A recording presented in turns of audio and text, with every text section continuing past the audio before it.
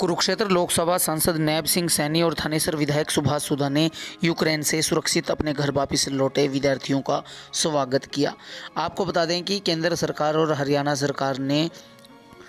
Ukraine रूस युद्ध के कारण बनी स्थिति में वापस लौट रहे विद्यार्थियों के लिए विशेष प्रबंध किए हुए हैं और अभियान चलाया हुआ है। बीते दिन मुख्यमंत्री मनोहर लाल खट्टर ने भी यूक्रेन से वापस लौटे विद्यार्थियों से मुलाकात की थी। इसी संदर्भ में आज कुरुक्षेत्र लोकसभा सांसद नैब सिंह सैनी और विधायक सुभाष सुधा ने यूक्रेन से सुरक्षित वापस लौटे विद्यार्थियों का घर पहुंचने पर स्वागत किया। इस बातचीत के दौरान यूक्रेन से आए विद्यार्थियों ने बताया कि जिस प्रकार पूर्वजों ने भारत पाक बंटवारे के दौरान 1947 की पीड़ा को झेला है, उसी तरह अब विद्यार्थियों को यूक्रेन और रूस के युद्ध के दौरान उस मंजर की फिर से यादें ताज़ा हो गई हैं।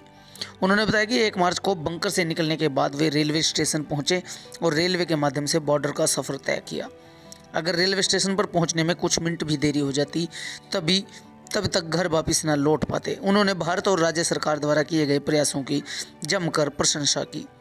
इस अवसर पर सांसद नैब सिंह सैनी ने कहा कि प्रधानमंत्री नरेंद्र मोदी ने एक बार फिर साबित कर दिया कि देश के एक एक नागरिक को सुरक्षित रखने के लिए प्रयासों में कोई कमी नहीं आने दी। सांसद सैनी ने कहा कि दोनों देशों के बीच युद्ध के दौरान यूक्रेन में फंसे 20,000 छात्रों को वापस लाना एक बहुत बड़ी चुनौती थी, लेकिन प्रधानमंत्री मोदी और मुख्यमंत्री मनोहर लाल के विशेष प्रयासों और प्रबंधों द्वारा विद्यार्थियों को सुरक्षित वापस लाया जा रहा है। इस अवसर पर विधायक सुभाष सुधा ने प्रधानमंत्री नरेंद्र मोदी और मुख्यमंत्री मनोहर लाल खट्टर का आभार प्रकट करते हुए कहा कि सरकार के प्रयासों से कुरुक्षेत्र के लगभग 116 छात्रों को सुरक्षित वापस लाया जा चुका है और जो विद्यार्थी अभी भी यूक्रेन में फंसे हुए हैं उनको भी जल्द लाया जाएगा। के अंदर उनको सुरक्षित यहाँ पर पहुँचाने का काम किया है, वो काबिल तारीफ है। ये पहला इस प्रकार की स्थिति, क्योंकि आदरणीय नरेंद्र मोदी जी की जो कूटनीति है, विदेश कूटनीति है, उसका ये परिणाम है कि आदरणीय प्रधानमंत्री जी के नेतृत्व के अंदर किस प्रकार भारत का नाम पूरे विश्व के अंदर सम्मान के साथ लोग उसको देखते हैं और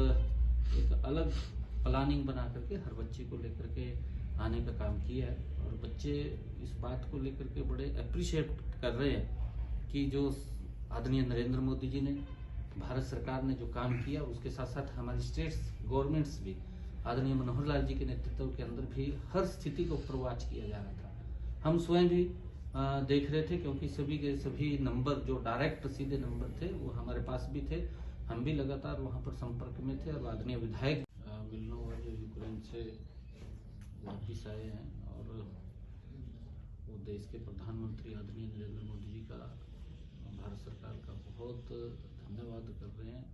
कि जिस प्रकार की स्थितियाँ यूक्रेन में और रसिया के बीच में पैदा हुई और वहाँ जो वार की लगी और उससे, क्योंकि हर व्यक्ति को निकलना वहाँ के से बड़ा असंभव था और वहाँ की जो परिस्थितियाँ थी, जिस प्रकार से युवाओं ने बंकर में या रेलवे स्टेशन के अंदर नीचे रह करके लगातार वहाँ पर रुकना पड़ा और ऐसे एक